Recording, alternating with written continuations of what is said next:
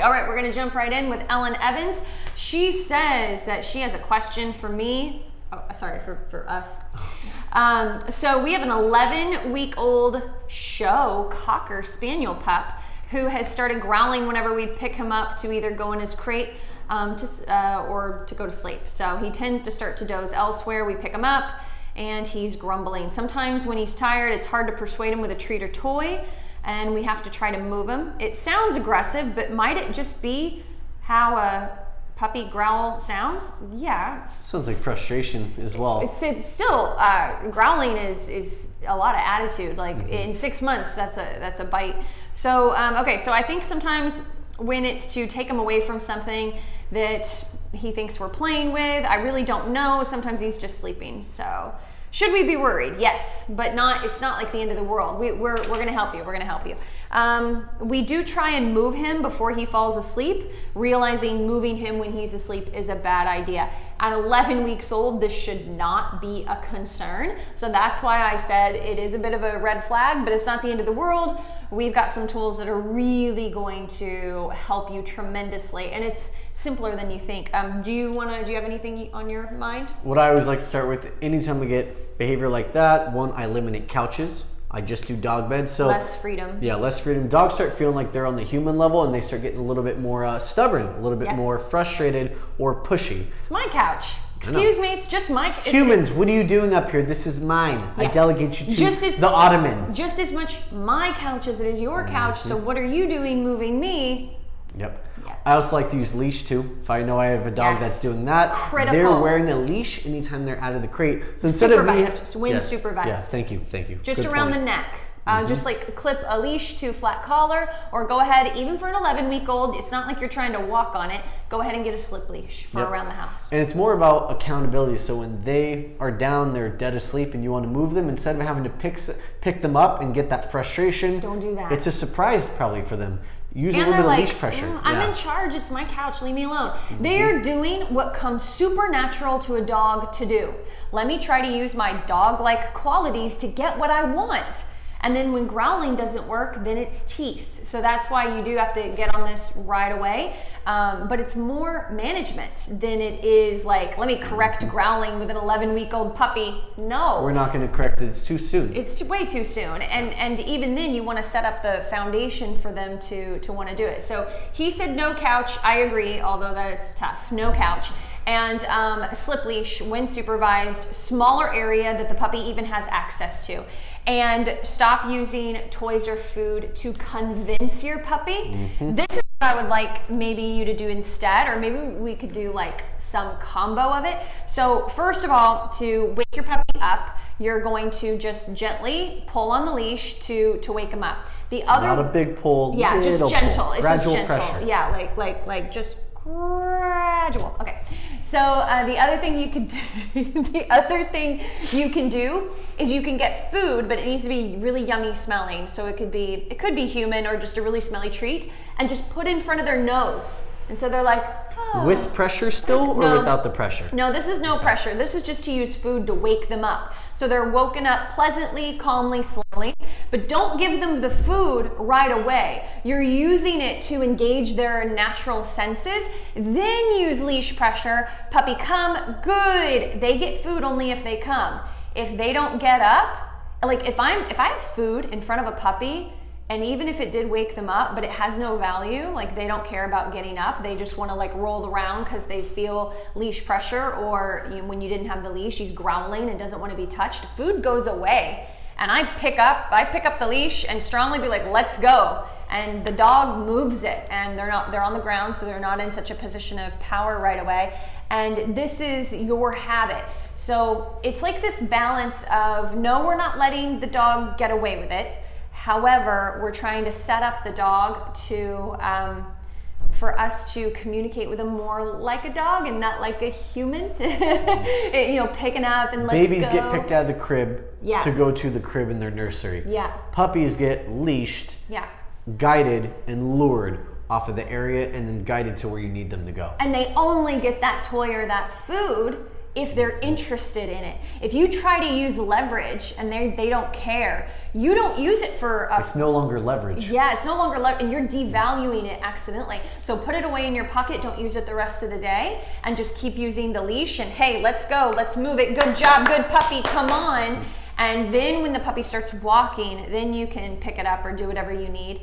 But get it moving first. It has to get up and get moving before you touch them physically. That's the key.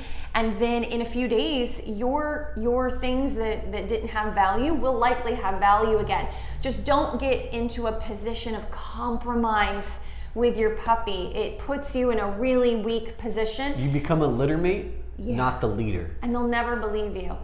You'll have so many problems down the line because you're desperate to try to get your dog to getting up off the couch or being picked up when they're sleepy. So just kind of keep that in mind. There's a lot of other things you could do too. I would definitely choose some points of leadership in the house. At 11 weeks old, waiting at threshold, waiting to come out of crate for permission, waiting for a food bowl, putting food bowl down. Go ahead and watch some YouTube videos on how to do that to put you in more of a leadership role in other areas too, and they all will blend together. She's basically saying the problem doesn't root from the dog being stubborn. The problem probably and I'm not even going to call it problem, I'm going to say the issue. It's not a problem yet. The potential. It's an issue. It roots from your puppy feeling that he or she is in charge in other control. Areas that you need to get control of. Can I have just one more thing before we move on? Yeah. I know. So once you get your puppy out of that area, that firm was, hey, let's go, good job, and then Beth said, pick them up. When you put them in the crate, all emotion leaves you. It's not, go on, good job, or no, bad, get in. They're just neutral, calm, crate, house, whatever you call it. Close it, lock it. Matter of fact, business-like. Throw a little treat in there if you want to, if they even care about it. Otherwise, don't. And then just walk away. Yeah, it's a business transaction. It doesn't need to be, come on, it's okay, it's okay. Don't motivate. Don't compromise. Get them in there, move on. Next time you do it, it'll be a little bit easier. Next time you do it, a little bit easier. Yeah. Okay, that's what we got. All right, cool. Let's see. This is from EJ Martin, 77. My 4-month-old is nipping my 11 and 8-year-old sons when she gets excited. So 4-month-old puppy nipping the kids when she gets excited.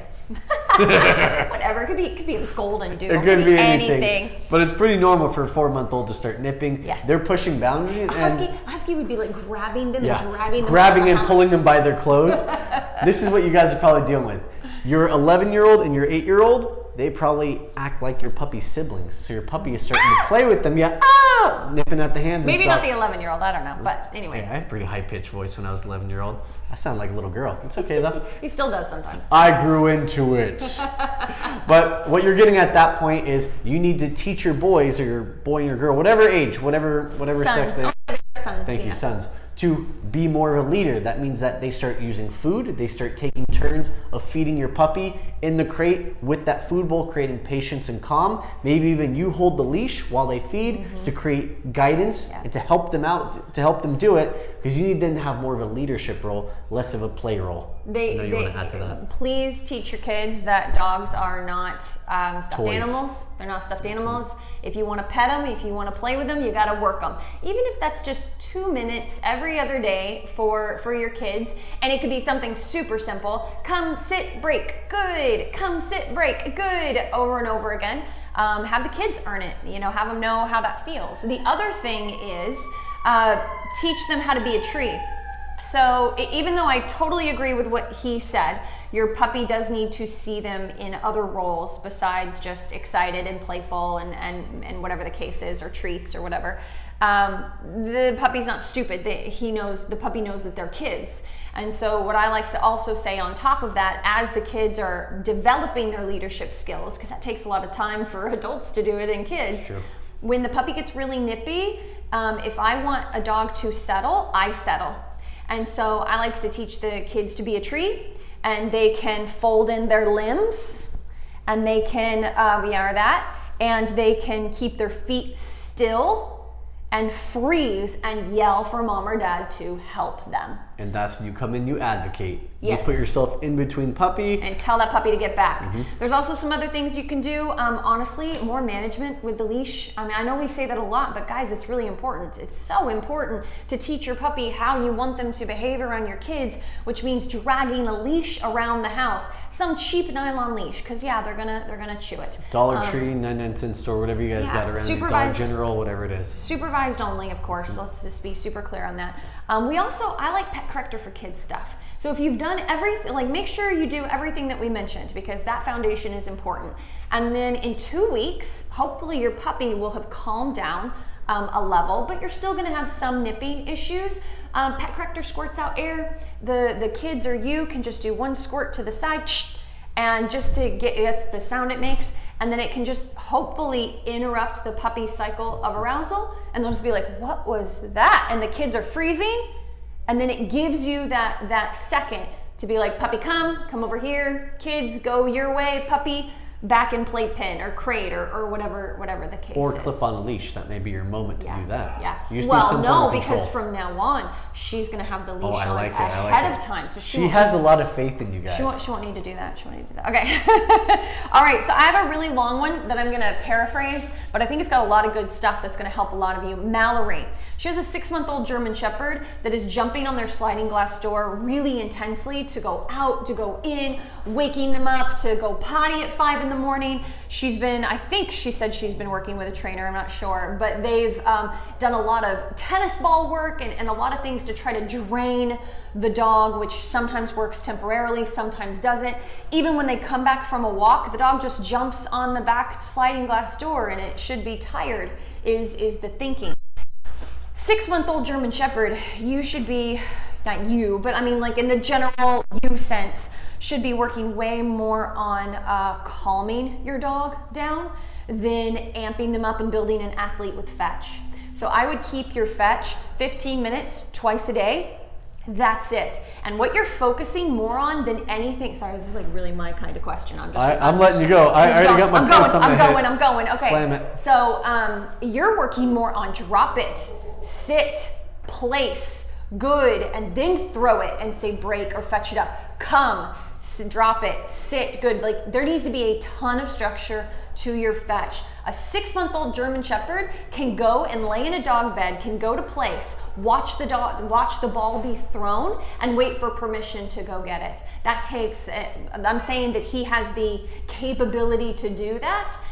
So think big, but obviously you have to take it in stages. Start adding lots of structure to your fetch. The other thing is, if your dog is outside unsupervised and they're jumping on the sliding glass door, there is not a ton you can do because you're not out there. There are these little, I think they made them for cats for like countertops. Sticky pads or the scat mat? Not this, well, yeah, some people have used the scat mat successfully too, but there's these little things you stick on the wall, and when they jump up, it's like a motion sensor, and it goes, it makes a loud noise. I think it even squirts out air like an air can. No, a scat mat is like something uncomfortable to step on.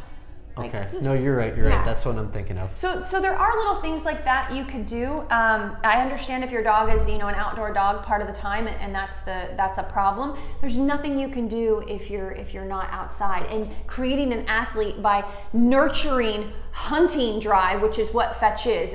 The dog is actually practicing to hunt, and it nurtures arousal. That's not the way to go. You want to go more discipline, more impulse control, slowing the dog down, place duration, come off of distractions, that type of mental work.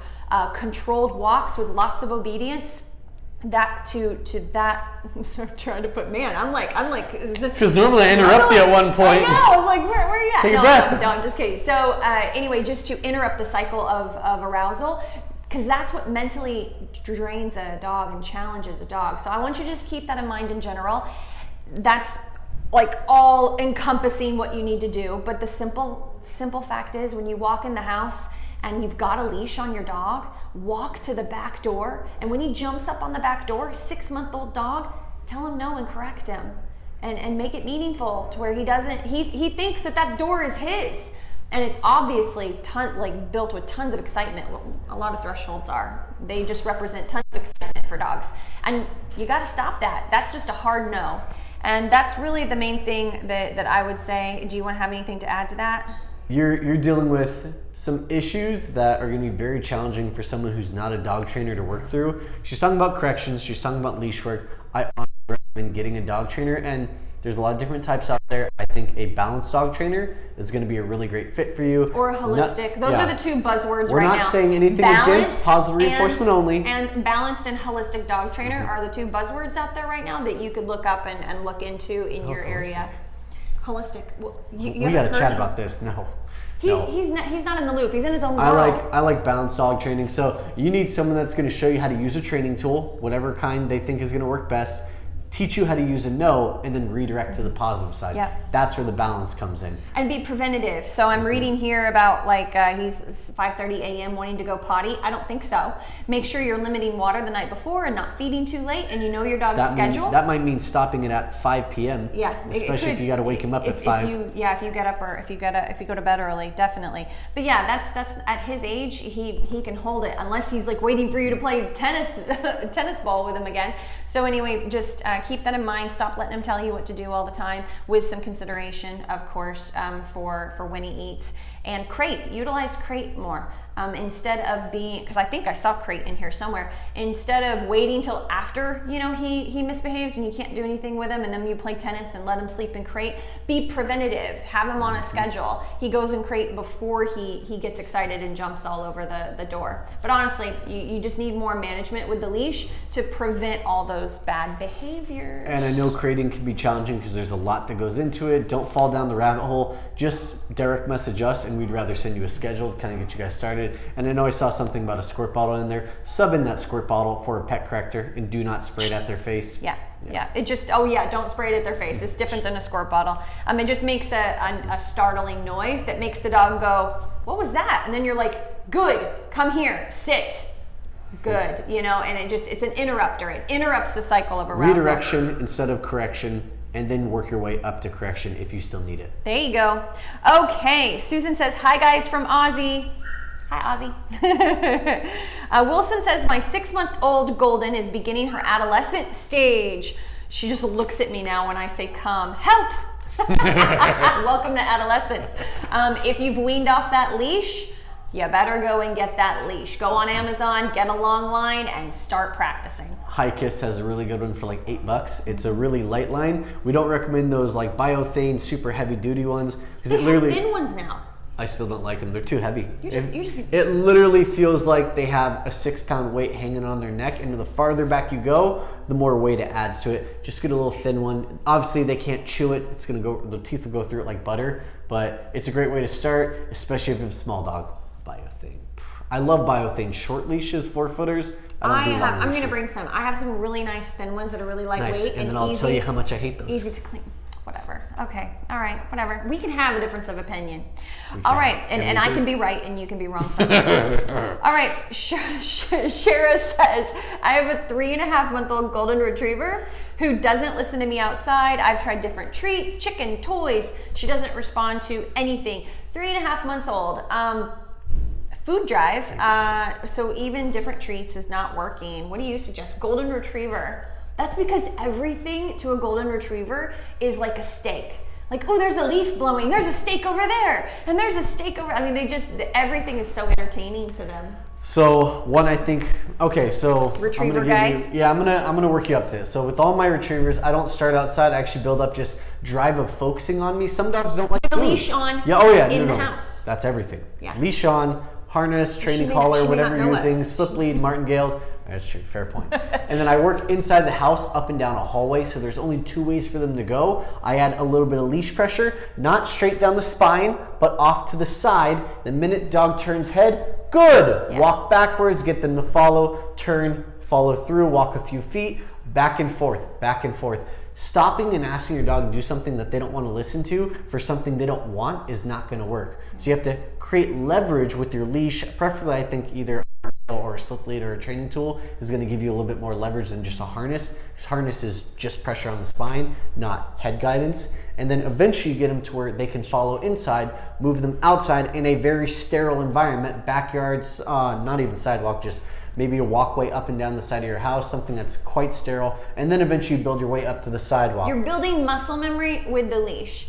And when I was doing this while you were explaining, so I just want to make sure that, well, yeah, but I gotta explain. I looked at myself on camera, I'm like, that doesn't make any sense. Okay, you're so Bad advice. So when I did this, I meant like the leash pressure is the side of the head. When he said not down the spine, it means it needs to be angled, more horizontal than like vertical, pulling up. And it's like, think of it like a horse, you know, you're turning the head to the side. If you've ever seen a horse, they have like a bit and a leash on either side. You got to turn the head. It's a big animal. It's the same thing. You want to lead with the head. So you're kind of going, if I'm holding the leash, I'm kind of going to the side.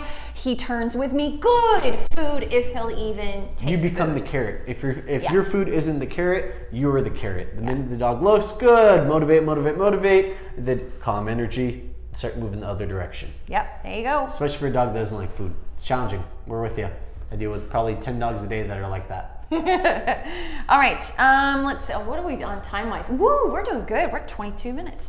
Okay. We have a lot of questions too, guys. Bear with us. Isabella deserves this question answered. Not only did she put a comment, hi Isabella, I see you, but we also got one ahead of time too. So her 5-month-old puppy cries really loudly when she leaves the house. How can I calm him before I leave? Oh my gosh, Isabella. Do you know that like books have been written on this? Okay, go, tips, go fix your dog. Go ahead. While I sit here and think about what to say, you go ahead. Thank you. I wanna make sure I give you the floor. Before you leave, you need to make sure your puppy is understimulated, not overstimulated. Easy ways to do that. You could do a quick little play session. You could do a training session. I would never end it with the play session. I'm going into the crate. I think that's a little too challenging for a dog, but maybe I take a pup out of the crate. I spend 15 minutes doing a quick little play session, another 15 minutes doing a short training session. Slowly. Come, good treat. Not 15 yay, times. Good puppy. Sit. Good. Oh, did you think of your ideas now? No, I was just helping you because you were saying it wrong. Thanks. Come, good treat, 10, 15 times. Sit, good treat, break, 15 times. Yeah. Slow, easy, methodical work. Not high drive, not super crazy. See, I was getting to it. I know. Not super crazy. And then eventually when your puppy's a little bit more mentally tired, you have two sides of the part. You have physical energy and mental energy. Physical will always come back. Much faster. Mental energy, you work a dog for 15 minutes, they're more likely to crash out for a few hours. And then before they go in the crate, give them some time to just hang out and soothe themselves, watching you do a few things before eventually going in the crate. And here's my big thing. Before you leave to event a barking dog, they can't know your system for leaving. They can't see you grab keys or shoes and wallet and put on your shoes, because now they're like, okay, she's going, she's leaving, what's happening? And then energy amps up. So they need to already be in their crate in an enclosed room with a towel over it and a white noise machine or fan. And a radio. And a radio. She likes that damn Friends show. No, I do too. I like Phoebe. That's my girl. But they need to have their own routine that is separate from your routine. So by the time you actually leave, they're not amping up, they're calming down. Yeah. Okay, so I have more. So stop snuggling with your dog so much, cut it in half. That's her jam. Cut it in half or cut it completely for 2 weeks. The reason why is think about your stressed out puppy when you come home from work and then you let your puppy out and you're like, she's been drooling. Oh, she's so stressed out. And then you're immediately all soft and mushy. And so why would she ever go in crate again? Because every time she comes out, she gets all of this soft, mushy, nurturing type of attention. So I know it's tough, but let's do some little tough love. Give me 2 weeks, cut the affection in half or all together. And the affection is working with your dog, just to be clear. And then the other thing you can do is when you are sharing affection, make sure there's no high-pitched voices and your touch is calm and slow, like a massage. Not this.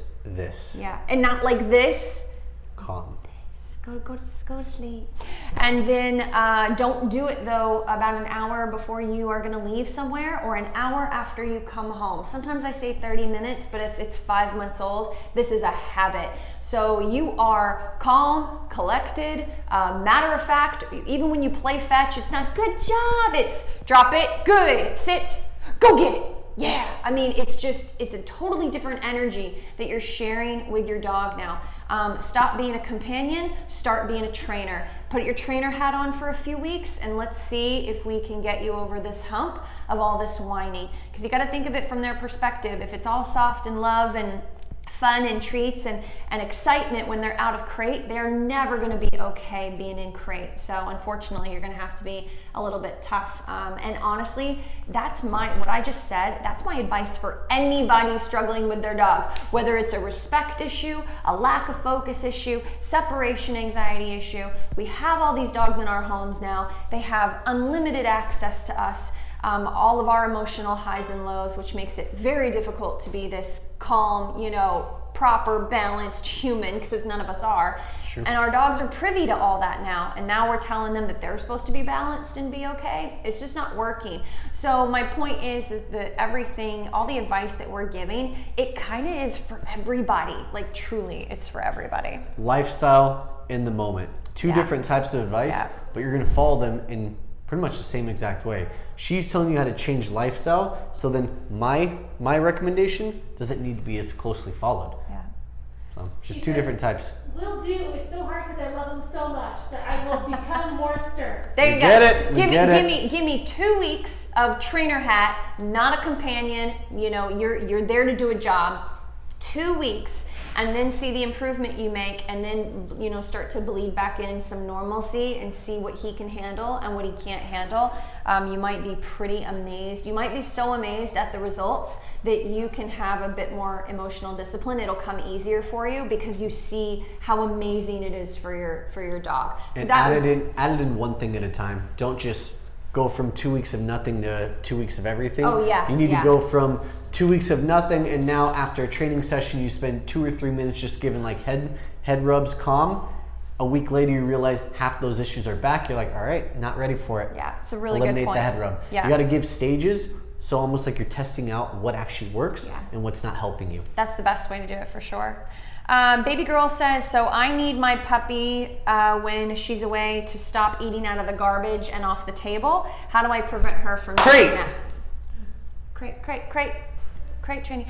Okay, so next is how do I start? No, truly, that is it. Prevent. You got to prevent. You got to prevent the bed. You're not there. There's nothing you can do I don't know how big your dog is. I don't know what breed it was, but don't lock them in a bathroom. I had a dog go through the foundation of the house, and I found him in the front yard when I got back. It's the bigger dog. Yeah. Was that your dog? No, it was a husky. Okay. It was like $10,000 worth of damage, though. Oh wow, that'd make you do some training.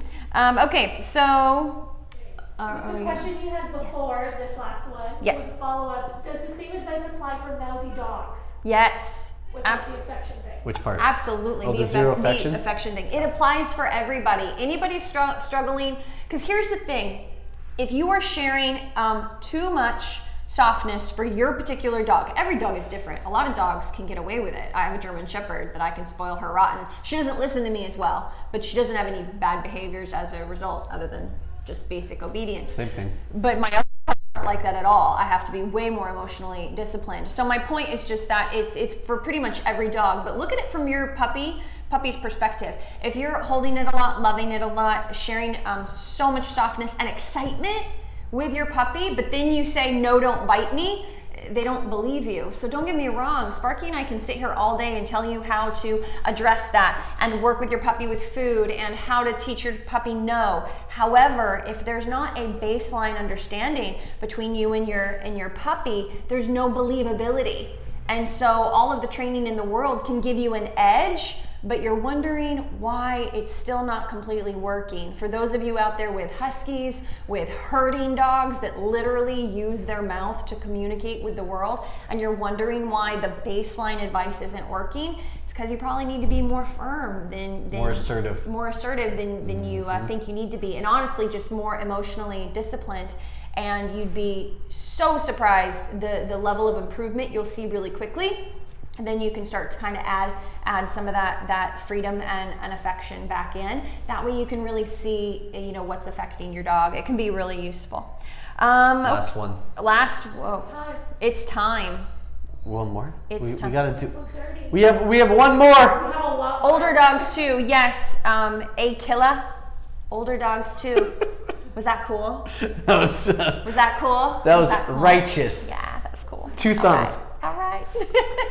All right, everybody. Please tune in next week, Wednesday at 1 p.m. Pacific Standard Time. How can you Thank enter your questions?